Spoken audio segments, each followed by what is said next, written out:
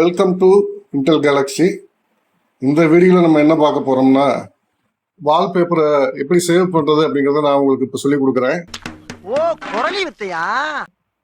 விண்டோஸில் நல்ல நல்ல வால்பேப்பர், அழகான வால்பேப்பர் எல்லாம் வந்துட்டு விண்டோஸ் ஸ்பாட்லைட் மூலமோ அல்லது பிங் வால்பேப்பர் மூலமாகவோ நமக்கு கிடைக்கும். ஸ்க்ரீனில் பார்க்குறதுக்கு நல்லாயிருக்கும். இதை நம்ம வேறு கம்ப்யூட்டருக்கு காப்பி பண்ணலாம்னா அல்லது நம்மளே அதை சேவ் பண்ணி ஒரு ஃபோல்டரில் போட்டு வைக்கலாம்னா டைரெக்டாக இந்த வழியும் வந்து மைக்ரோசாஃப்ட் நமக்கு கொடுக்கல. என்ன கொடுமை சார் இது!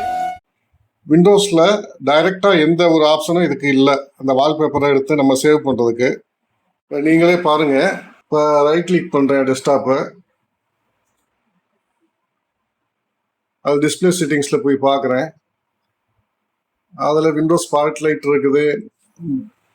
ஆனால் எங்கேயுமே பாருங்கள் அந்த வால்பேப்பரை சேவ் பண்ணுறதுக்கு ஆப்ஷனே இல்லை. என்னையா ஓவரா பேசுறானே தவிர பாம்ப வெளிய விட மாட்டேங்கிறானையா. 2 மெத்தட் இருக்குது, அதை நம்ம பார்ப்போம்.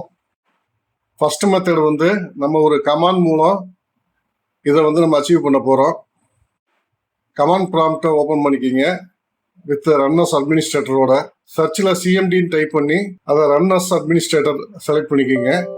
இப்போ கமாண்ட் விண்டோ ஓப்பன் ஆயிடுச்சு. இப்போ நம்ம சி டிரைவில் ரூட் ஃபோல்டரில் இருக்கிறோம். நான் இப்போ டைப் பண்ணுற கமாண்டை அப்படியே நீங்கள் ஃபாலோ பண்ணிக்கிங்க. இப்போ ரூட் டைரக்டரிக்கு வந்தாச்சு. இப்போ யூசர் ஃபோல்டருக்கு போயிட்டோம். அதில் ஆப் டேட்டாங்கிற ஒரு ஃபோல்டர் இருக்கும். அதுக்குள்ளே ரோமிங்கிற ஃபோல்டர் போயிருங்க. அதில் சப் டைரக்டரி வந்து மைக்ரோசாஃப்ட்னு இருக்கும். அதில் சப் டைரக்டரி விண்டோஸ்னு இருக்கும். அதுக்குள்ளே இன்னொரு ஃபோல்டர் இருக்கும் தீம்ஸ்னு, அதுக்குள்ளே போய்க்குங்க. தீம்ஸ் ஃபோல்டருக்குள்ளே கேஸ்ட் ஃபைல்ஸ்னு சொல்லி இன்னொரு ஃபோல்டர் இருக்கும். அதை ஓப்பன் பண்ணிக்கோங்க. எக்ஸ்ப்ளோரர் ஸ்பேஸ் விட்டு ஒரு டாட் அடிச்சு என்டர் அடிங்க. இந்த ஃபோல்டர் அப்படியே வந்து விண்டோஸ் எக்ஸ்ப்ளோரரில் ஓப்பன் ஆயிரும். இப்போ உள்ள பார்த்தீங்கன்னா அந்த விண்டோஸோட வால்பேப்பர் வந்து அந்த ஃபோல்டருக்குள்ளே இருக்கும். இதை நீங்கள் வழக்கம் போல் ரைட் கிளிக் பண்ணி காப்பி பண்ணியோ அதில் கண்ட்ரோல் சி போட்டு காப்பி பண்ணியோ நீங்கள் வந்து எந்த லொக்கேஷனுக்கு வேணுமோ அங்கே வந்து பேஸ்ட் பண்ணிக்கலாம். இது ஒரு மெத்தட். இப்போ அடுத்த மெத்தடை பார்ப்போம். இது இன்னும் ஈஸியான மெத்தடு. நான் இதில் கொடுத்துருக்குற ஃபோல்டர் லொக்கேஷனை அப்படியே காப்பி பண்ணிக்கிங்க. திஸ் பிசி ஓப்பன் பண்ணிக்கிங்க. மேலே உள்ள அட்ரஸ் பாரில் நம்ம காப்பி பண்ணி வச்சுருக்கிற அந்த ஃபோல்டர் லொக்கேஷனை அப்படியே பேஸ்ட் பண்ணுங்கள்.